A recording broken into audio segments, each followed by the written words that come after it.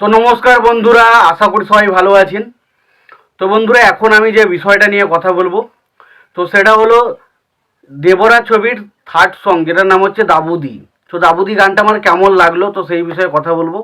তো তার আগে প্রত্যেকটা বন্ধুকে অনুরোধ করে রাখবো, চ্যানেলটা নতুন হয়ে থাকলে অবশ্যই আপনারা চ্যানেলটা সাবস্ক্রাইব করে নেবেন, আর যদি ভিডিওটি পছন্দ হয় অবশ্যই লাইক কমেন্ট শেয়ার করতে ভুলবেন না। তো দাবুদি গানটা দেখুন, প্রথমত যদি আমি ভালো দিক বলতে হয়, তো ভালো দিক হচ্ছে এই ছবিতে ব্যাকগ্রাউন্ড স্কোর দিয়েছেন অনিরুদ্ধ স্যার। তো অনিরুদ্ধের বিজিএম বেশ ভালো, সেটা শুনতে খুব ভালো লাগে। ছবিতে যে ড্যান্স স্টেপটা দেখানো হয়েছে সেটা বেশ ভালো, সেখানে ড্যান্স স্টেপটার সাথে জাহ্নবী কাপুরের সাথে জুনিয়র এনটিআর যে ড্যান্স স্টেপটা দেখানো হয়েছে সেটা খুব ভালো। তার পাশাপাশি যে লোকেশনে যে জায়গাতে ছবিটা শ্যুট করা হয়েছে সেটা দেখতে খুব ভালো লাগে।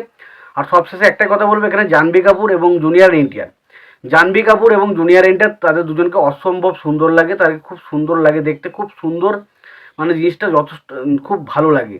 মানে জুটিটাকে এত সুন্দর লাগছে গানগুলোতে, তো বোঝা যাচ্ছে ছবিটা যদি জুটিটা এটা যদি একটা রোম্যান্টিক ছবি হতো না, শুধুমাত্র দেবরা যদি সাথে একটা রোম্যান্টিক ছবি হতো, তাহলে কিন্তু এই জুটিটাকে অসাধারণ লাগতো।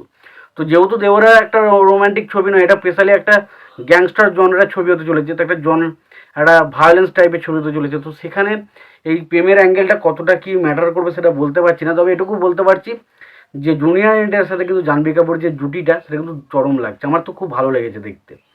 এবার বিষয়বস্তু যে গানটার কথা আসি, তো দাবুদি গানটার মধ্যে এটা গানটা দেখুন মোটামুটি খারাপ বলবো না, মোটামুটি হয়েছে, খুব এক্সট্রা অর্ডিনারি কিছু হয়নি, কিন্তু এবার একদমই যে ল্যারেস হয়েছে সেটা আমি বলতে পারছি না। তবে গানটার মধ্যে বেশ কিছু সমস্যা রয়েছে। প্রথম সমস্যা যেটা, এই গানটা যদি টোনটা ভালো করে শোনেন, এবং তার আগে অনিরুদ্ধেরই বিজিএম দিয়ে একটা ছবি যেটার নাম হচ্ছে জওয়ান, তো সেই ছবির দুটো গান শুনবেন। একটা হচ্ছে চলেয়া তেরি ওর, চলেয়া তেরি ওর, ওই গানটা, বা রামায়া বাস্তা বায়া বায়া ও রামায়া, ওই যে দুটো টোন ভালো করে শুনবেন এবং এই গানটাকে শুনবেন, মনে হবে যে ওই বিজিএমগুলোকেই আবার কিন্তু রিক্রিয়েট করা হয়েছে। তো সেই কারণে কিন্তু গানটার ক্ষেত্রে ক্ষেত্রে এফেক্ট পড়বে। এবং দেখুন, প্রথমত হচ্ছে গানটাও এক্সট্রা অর্ডিনারি কিছু লাগছে না যে বিশাল ভালো লাগছে এই বিজিএমটা দিয়ে, সেটাও কিন্তু নয়।